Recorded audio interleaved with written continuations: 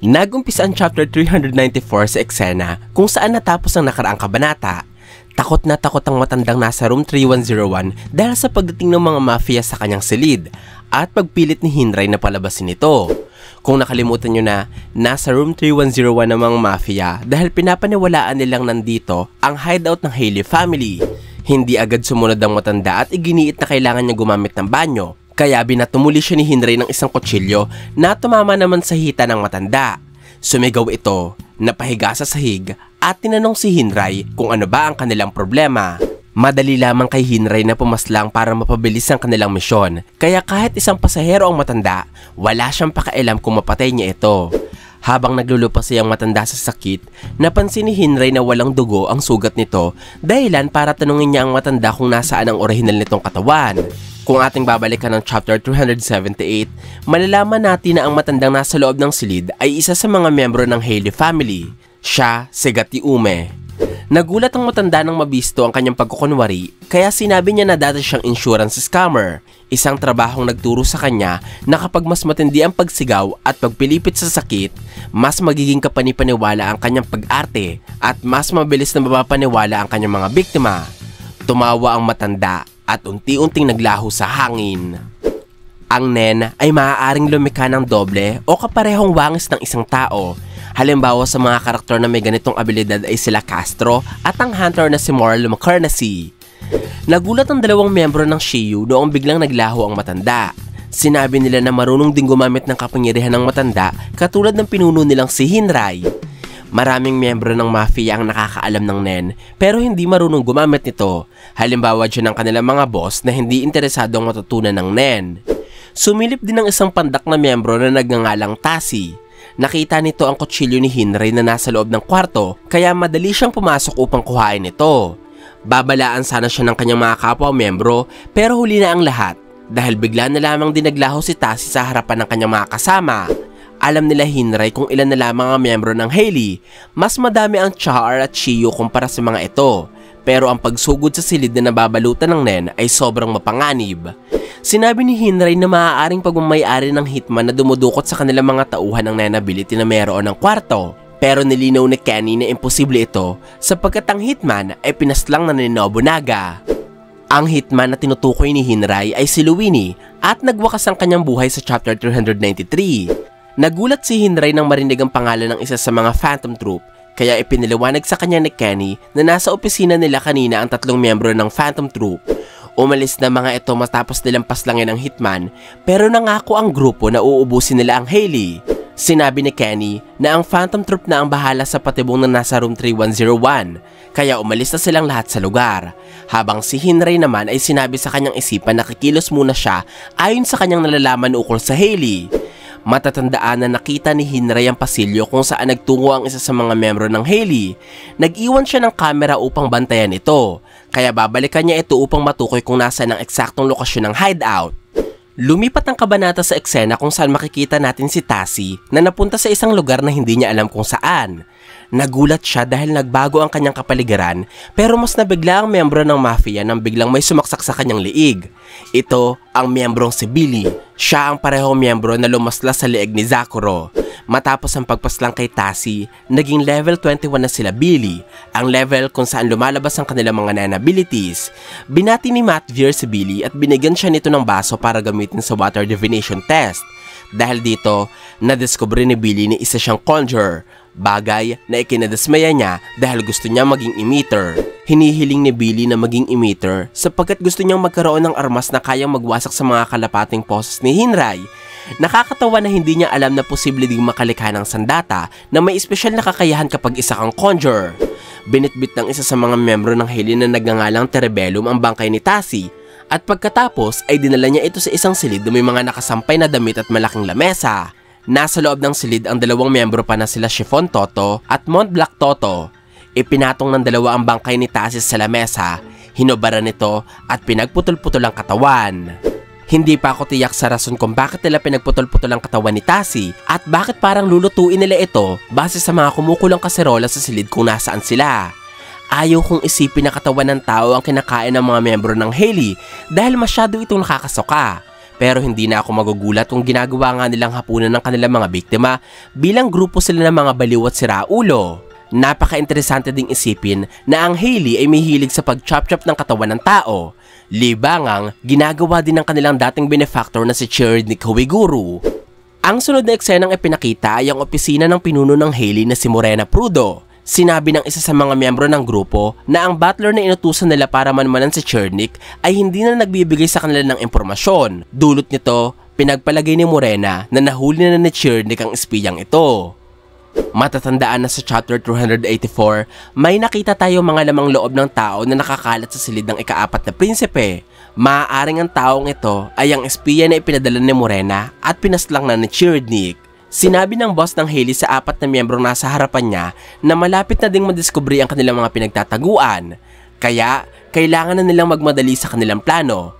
Ito ay ang pag-recruit sa isa sa mga personal na sundalo ni Chiridnik para pumanig sa kanila. Inutusan niya ang kanyang mga tauhan na tulungan ng kasama nilang nagngangalang Dogman sa paghuli ng isa sa mga gwardya ni Chiridnik.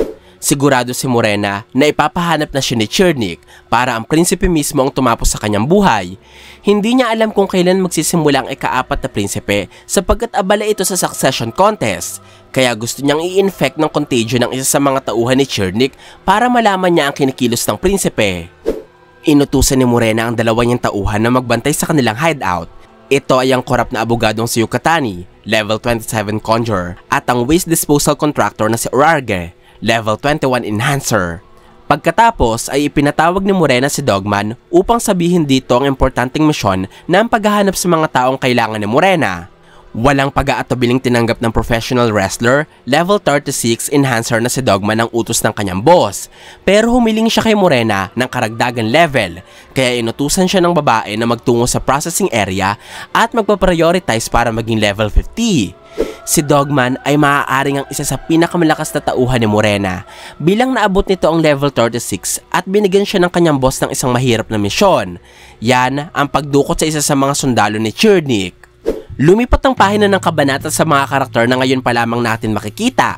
Binubuo sila ng mga sundalo ng Kakin, ng mga kaibigan ni Chiridnik at ng mga tapat niyang tagapaglingkod. Sila ang perpektong tao na hinahanap nila Morena Prudo. Sinugod ng isang sundalo na nagngangalang Corporal Gipper ang isang silid na ginamit ng Hailey para paslangin ang kanilang mga biktima mula sa Char family. Matapos masaksihan ng mga bangkay, pinaalala ni Gipper sa mga sundalong nasa ilalim niya ang kahalagahan ng pagkahuli kay Morena at maibigay ang babae sa ika-4 na prinsipe. Hindi papakailaman ng mga sundalo ng Kakin ng kahit na anong gustong gawin ni Chiridnik kay Morena bilang away ito ng mga miyembro ng mafia. Nagtanong ang isang sundalong nagngangalang Otosin. Kinuwestiyon niya kung anong gagawin nila kapag may mga miyembro ng Hailey ang marunong sa paggamit ng Nen. Tinanong ni Gipper kung ano ang Nen, kaya sumagot si Otosin sa pagpapaliwanag na isa itong kapangyarihang kumakalat ngayon sa tier 1 ng barko. Sinabi din ni Otosin na ang Nen ang rason kung bakit hindi inaasikaso ni Chirid ang problema ng Hailey sa tier 3. Ang pagtawag ni Otosin ng Chirid kay Chiridnik ay nagpapakita na meron silang espesyal na relasyon sa isa't isa. Tinanong ni Corporal Gipper kung sino ang nagsabi kay Otosin na ganito ang pinagkakaabalahan ng prinsipe. Sinagot naman ito ng sundalo sa pagkatapat na sinabi ito sa kanya ng isang gwardya na nagtatrabaho malapit sa prinsipe. Nagngangalan itong Borksen. Nakilala ni Gipper ang babae at sinabi niyang ito ay isang private first class na sundalo, kaya ire-request niya na ipalipat si Borksen patungong tier 3. Sa madaling salita, ayaw ni Gipper na may chismosang gwardya na nagsisilbi sa prinsipe. Sinigawan ni Corporal Gipper si Otosin at binalaan itong dudukutin niya ang mga mata ng sundalo kapag pinaikli pa ulit nito ang pangalan ni Chiridnik. Tinawag ni Otosin na Sir si Corporal Gipper at sinabi niyang naiintindihan niya ang kanyang superior. Nainis ang isang babaeng sundalo na nagngangalang Momoli dahil sa pagdamay ni Otosin kay Borksen. Kaya ipinagtapat ni Otosin na sinadya niyang sabihing si Borksen ang nagbigay sa kanya ng impormasyon ukol sa Nen. Paraan niya ito upang makausap ng maayos ang kapwa sundalo at maintindihan kung ano nga ba ang kapangyarihan. Bukod kay Momoli at Borksen, may 3 pa silang kasamang sundalo na mga naging kaibigan din ni Chiridnik. Hindi pa sila pinapangalanan sa puntong ito ng istorya. Pinag-uusapan ng 3 na kapag nagpatuloy ang pagkitil ng Hailey sa mga sibilyan at kapwa nila mafia, maaaring magresulta ito sa pangingialam ng Hunter Association at magdesisyon ng organisasyon na ubusin ang lahat ng mafia sa barko, hindi lamang ang mga Hailey. Tinanong ni Ottosin si Corporal Gipper kung bakit hindi nito sinasaway ang tatlong kasama sa pagsasalita. Sinabi ng Corporal na matalino kasi ang tatlo habang tanga naman si Ottosin. Dahil dito, dinepensahan ni Momoli si Ottosin sa pagpapaliwanag kay Gipper na may punto ang sinabi ni Ottosin na kaya hindi inaasikaso ni Chernik ang problema kay Morena ay dahil may bago na itong laruan. Naalala ni Gipper na noong nasa Royal Military Academy pa si Chernik, sobrang sipag sa pag-training ng prinsipe kaya nagawa nitong magtala ng bagong record sa kanilang firearm training. Naalala din ito ni Momoli at sinabi niya na matapos ang award ceremony sa drill, meron silang classmate na binaril ni Chernik sa binti dahil sa simpleng pagtatalo. Nagpapakita ito na mas gusto ni Chernik na sumagot sa kanyang mga kaaway gamit ang baril imbes na gumamit ng salita. Pinuri ni Gipper ang 5 sundalo sa kanilang talino at kakayahan, kaya tinanong niya ang mga ito kung bakit hindi sila magpalipat sa Royal Army. Sabay-sabay na sumagot ang 5 na masyadong madaming trabaho ang Royal Army kaya ayaw nilang magpapromote. Pinintasan ni Gipper ang kawalan ng kagustuhan ng mga sundalo na umunlad. Dahil sa komento ni Gipper, inisip ni Momoli na kung kaibigan niya si Chernik, dapat ay nasa tabi siya ng prinsipe. Sinabi naman ng sundalong may itim na buhok sa kanyang isipan na ang pagrespeto nila sa pagiging prinsipe ni Chernik ay mas makakabuti bilang hindi mababago ng pagkakaibigan ang kanilang pagkakaiba. At sa isipan naman ni Ottosin, sinabi niya na ang pagkakaibigan nila ni Chernik ay mas lumiliit sa tuwing lumalapit sila sa prinsipe kaya ayos na sa kanyang manatili sa malayo habang sumisigaw para kay Chernik. Natanong ni Ottosin kung ito din ba talaga ang gusto ng kanyang matalik na kaibigan. Lumipat ang eksena sa isang silid kung saan tumitigil ang mga sundalo ng barko. Sa puntong ito, dumating na si Bergsen matapos alisin sa pwesto niya sa Tier 1 at ilipat sa Tier 3. Medyo galit ito sa pagbisto ni Ottosin ng kanilang komunikasyon. Ganun pa man, sinagot ng babae ang katanungan ng kanyang mga kaibigan ukol sa Nen. Kinumpirma nito na si Chernik nga ay nag-aaral ng Nen sa ilalim ng paggabay ng kanyang personal bodyguard na si Teta. Hindi niya alam kung anong klaseng kakayahan ito dahil sobrang lihim ang impormasyon ukol sa Nen. Ganun pa man, merong isang pangyayari na kumuha ng impormasyon ni Bergsen na konektado sa Nen. Ito ay nangyari matapos ang emergency broadcast na isinagawa ni Kurapika ukol sa paglabas ng mga Nen Beast. Napansin ni Bergsen na sila Teta at Salkov ay nag-umpisang kumilos ng kakaiba. Ang hindi alam ni Bergsen kaya ganito ang reaksyon ng dalawa ay dahil nakikita nila ang hindi nakikita ni Bergsen. Ito ang Guardian Spirit Beast ng ika-4 na prinsipe. Dulot ng reaksyon ni Teta noong inanunsyo ang paglabas ng Nen sa barko, naniwala sa Bergsen na delikado ang Nen at palagay niya marunong nitong gumamit si Morena. Kaya pinaalala niya sa kanyang mga kasama na iwasan ng Hailey hanggat maaari. Pero magpanggap pa rin sila na hinahanap nila ang boss ng mafia bilang ito ang kanilang trabaho. Matatandaan na sinabi ko sa inyo kanina na gagawa ng paraan sila Morena upang makakuha ng isang tauhan mula sa mga sundalo ni Chernik. Kaya malaki ang posibilidad na makakapag-recruit siya sa 6 na sundalong ito na kaibigan din ni Chernik. Tinanong ng sundalong may itim na buhok kung gaano kaya kadelikado ang Nen. Sinabi ni Bergsen na kung pagbabasihan niya ang reaksyon nila Teta, naniniwala siyang maikukumpara ang Nen sa isang mapanganib na sandata. Nakakapagtaka na kaunti lamang ang nalalaman ni Bergsen ukol sa Nen. Gayong madaming hindi may paliwanag na pangyayari ang naganap sa Tier 1 dahil sa kapangyarihan. Isa na dito ang malawakang pagpaparinig ni Melody ng kanyang musika para ilagay sa epekto ng kanyang kapangyarihan ng mga tao sa Tier 1. Tinanong ng sundalong may kulot na buhok kung kaya din kaya nilang gumamit ng Nen. Sinagot siya ni Bergsen sa pagkasabi na hindi siya sigurado, pero dapat ang pagtuunan nila ng pansin ngayon ay ang mabuhay. Sinuhestyon ni Bergsen sa kanyang mga kasama ang pakikipagtulungan nila sa Shio family at Char family sa lalong madaling panahon.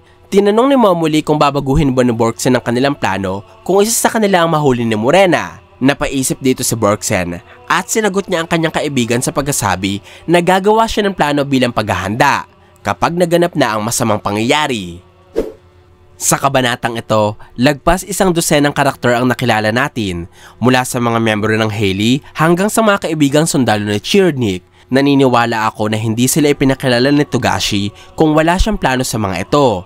Katulad lamang ito ng pagpapakilala niya sa napakaraming eksamen ng Hunter exam, sa mga Chimera Ants at sa mga miyembro ng 12 Zodiacs. Sa umpisa ng kanilang mga kwento, hindi tayo masyadong nagbigay pansin sa kanila hanggang sa maintindihan natin ang kanilang importansya.